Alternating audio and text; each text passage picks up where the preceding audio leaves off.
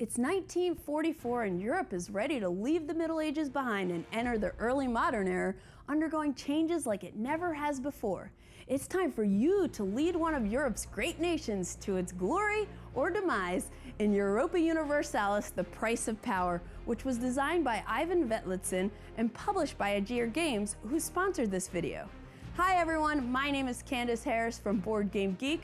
We've got alliances to form, battles to fight, and realms to control. So let's get this game down to the table to go a little more in focus on Europa Universalis, The Price of Power. Europa Universalis, The Price of Power is an epic 4X strategy game of empire building, conquest, diplomacy, and exploration with a historical setting for 1 to 4 players, or up to 6 players with the Fate of Empires expansion. It's based on and truly embodies the essence and grandness of Europa Universalis, the famous grand strategy video game series by Paradox Interactive. In Europa Universalis, The Price of Power, each player leads a European nation such as France, Castile, England, or Austria, and each nation has their own unique opportunities and challenges. The goal of the game is to build the most successful empire by having the most prestige at the end of the game. You can gain prestige in several ways: for controlled provinces, explored territories, diplomatic relations, winning wars, researching ideas, completing missions and milestones, and more. The map board is the centerpiece of the game and where the bulk of the action takes place. Each player has their own player mats to manage their resources, military units, rulers and advisors, and monarch power, which is used for taking actions. Europa Universalis comes with 2 scenario books, and each one features several different scenarios which can vary up play times, player counts, the historical time period, victory conditions, and they also provide different types of narratives which allows players to experience the game in a variety of ways. Depending on the scenario you choose, you'll play through a number of ages, and each age is played over 4 rounds. At the beginning of each round, you will reveal new event cards, and then each player draws 3 action cards of whichever type they prefer: administrative, diplomatic, or military.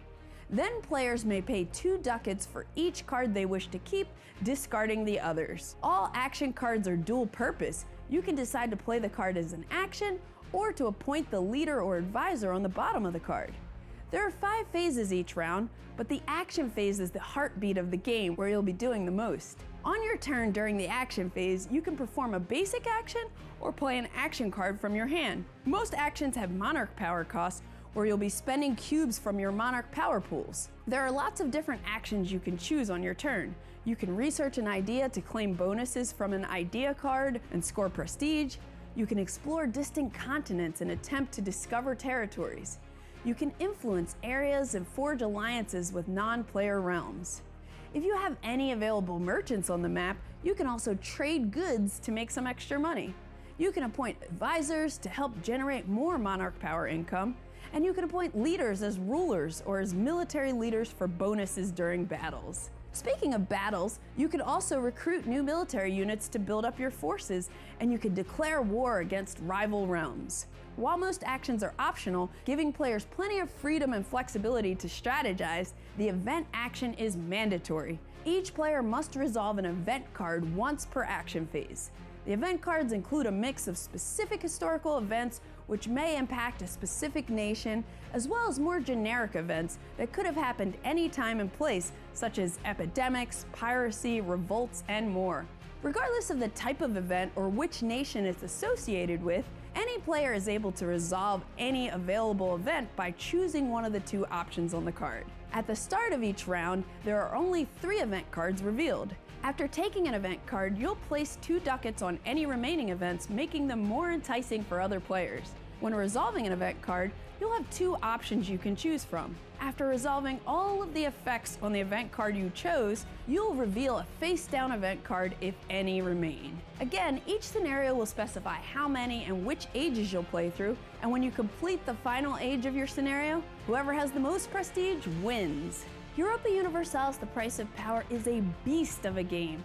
It's big and complex with a lot going on, and it nails it in terms of capturing the grandiose heart and soul of the video game series. But whether you've played a Europa Universalis video game or not, Europa Universalis: The Price of Power really lends itself to epic, memorable gaming experiences.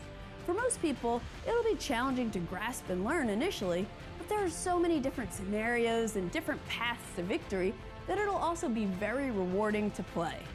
And with all the content packed into this game box, you'll have plenty of epic gaming to enjoy for years to come. If Europa Universalis: The Price of Power sounds like a game you'd enjoy, be sure to check out its page on Board Game Geek to learn more. I'm Candace Harris from Board Game Geek, and we just went in focus on Europa Universalis: The Price of Power. Have a great day.